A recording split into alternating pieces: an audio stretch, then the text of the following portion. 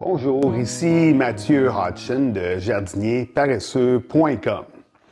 La période des semis commence bientôt ou est déjà commencée pour plusieurs personnes. Avant de commencer nos semis, avant de commencer à planter nos semences, ça peut être une bonne idée de sortir tout le matériel qu'on a de besoin. Comme ça, on est sûr qu'il ne nous manque rien. Donc là, j'ai tout étalé sur la table ici, les différentes choses que je vais avoir besoin pour commencer mes semis. Le plus important, ça va être les semences. Donc j'ai ici un sachet de semences ici, la verveine bonariensis. Souvent, sur les sachets de semis, on va avoir de l'information sur comment partir nos semences. Des fois, par contre, il manque un peu d'information. C'est pour ça que j'ai toujours le livre de mon père, Les semis du jardinier paresseux. Donc là, dans ce livre-là, on va trouver toutes sortes d'informations comme les dates où partir les semis, un peu d'informations sur les plantes, mais aussi, disons, le temps de germination ou la profondeur des semis, toutes des choses là, qu'on a besoin de savoir quand on part nos semis. Bon. Maintenant qu'on a nos graines, ça va bien. La prochaine étape, c'est d'avoir du bon terreau ici. Moi, j'utilise du terreau pour plantes d'intérieur. On voit qu'il y a de la vermiculite, de la perlite dedans. Donc, c'est un terreau qui est très léger. Ça, c'est vraiment la meilleure chose à utiliser. Il y a des terreaux spécifiquement pour les semis, mais bon, du terreau pour contenant, ça va bien fonctionner. La terre à jardin, on n'utilise jamais ça. Il pourrait avoir de la contamination dans la terre. C'est pas assez léger non plus. On veut quelque chose de très léger pour partir nos semis. Prochaine étape, on a tout ce qui est pot. Donc, on a besoin de mettre notre terreau dans quelque chose. Il y a tellement d'options. Bon, ça, c'est les petits pots en plastique typiques. On a aussi des terreaux ici en mousse de sphène. Ça peut être intéressant quand on part des semis qui n'aiment pas ça se faire transplanter. Disons, le zucchini, il n'aime pas ça se faire transplanter. Donc, si on l'a parti dans un petit pot de plastique, on le sort, on le transplante à l'extérieur, il ne sera pas content. Donc, on n'utilise pas les pots en plastique pour ça. Donc, si ça ne vous tente pas d'acheter des pots, on peut utiliser toutes sortes de choses à la maison. Un rouleau de papier toilette à la place du pot en tourbe. Donc, on peut le couper, on met un peu de terre dedans, on met notre semence. Ça aussi, ça peut faire un bon pot.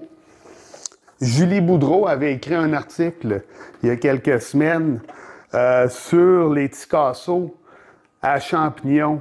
Donc, un petit casseau à champignons, on met du terreau dedans et puis ça peut servir pour mettre nos semis aussi. On va vouloir mettre quelque chose par-dessus notre casseau, par-dessus notre pot pour garder l'humidité et puis la chaleur dans notre pot. Moi, j'ai recyclé ça. Je ne sais pas d'où ça vient. Je peux mettre ça sur mon petit casseau à champignons.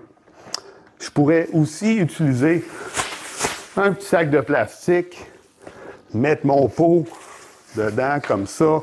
On le referme. Ça, c'est une autre option. Sinon, bon, il y a toujours ce genre de produit-là, un genre de dôme pour les plateaux à semis. Donc, on met ça par-dessus le plateau à semis. Ça crée un genre d'effet de serre et puis ça garde l'humidité. Donc, c'est ça qui va être important. En même temps, je viens de le mentionner, un plateau à semis, très utile parce que nos pots, ils vont avoir des trous dedans. Celui-ci doit toujours avoir des trous. Même mon petit casseau à champignons que j'avais tantôt, il faudrait que je fasse des trous dedans. Donc, on a besoin d'un réceptacle pour que l'eau ne se ramasse pas là, sur nos tablettes, sur notre plancher. Donc ça aussi, c'est très important. En même temps, on pourrait réutiliser quelque chose de recyclé. Bon, j'ai mon couvercle de tantôt. Je pourrais facilement mettre un pot là-dedans, donc pas besoin de dépenser d'argent si on veut pas. Il y a tout le temps des moyens là, de sauver un peu de sous quand on fait du jardinage. Bon, qu'est-ce qu'il me reste ici? Des étiquettes. On a peut-être quelques sortes de semences qu'on va partir. Ça serait important de se souvenir c'est quoi. Peut-être, surtout au début, on ne sait pas trop c'est quoi. Toutes les plantes se ressemblent. Donc, c'est important. On peut acheter ce genre d'étiquette-là et puis utiliser un marqueur pour écrire le nom de la plante ici. Mais on peut aussi, disons, prendre quelque chose de recyclé, un pot de yogourt, on le découpe, on fait des petites étiquettes. Donc, on n'a pas besoin de dépenser d'argent encore une fois. J'aime beaucoup avoir des ustensiles proches de moi quand je fais ça. Une cuillère, une fourchette, un couteau, des ciseaux. C'est toutes des choses qui peuvent être utiles là, quand on est en train de travailler. Une des dernières étapes, ça va être d'arroser. Donc, j'ai mon petit vaporisateur ici, qui est très utile, surtout au début, là, quand on est en train de partir les semis. Si on prend ça ici, et puis on arrose, on risque d'éclabouser de l'eau partout. Et puis, ça risque là, d'endommager là, nos semis. Donc ça ici, là, on peut aller faiblement arroser nos semis quand ils sont en train de partir. Quand ça va être, la germination va être commencée, on va enlever notre petit plateau, on va enlever notre dôme, on n'en aura plus de besoin. Et puis là, on peut arroser directement dans notre plateau. Donc, oh, j'ai quasiment oublié une des choses les plus importantes. C'est possible de partir des semis sur le bord d'une fenêtre. Si vous avez un très bon ensoleillement, des fenêtres au sud, bon, une serre, c'est toujours possible. Mais pour la plupart d'entre nous, on n'a pas assez de lumière à l'intérieur, surtout au mois de mars. Oui, les jours ont rallongé, mais on voudrait là un 12-14 heures d'éclairage par jour. Donc, des lumières, bon, ça peut être des fluorescents, ça peut être, comme ici, ça c'est une lampe Odell. J'utilise des lampes Odell à spectrum complet. Donc, ça a des lumières rouges, des lumières bleues, mais aussi un peu d'entre les deux, donc la lumière verte. Donc, c'est très bien équilibré. Puis, ça peut servir à l'année pour nos plantes d'intérieur.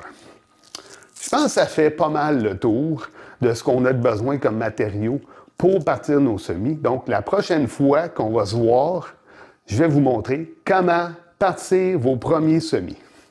À la prochaine!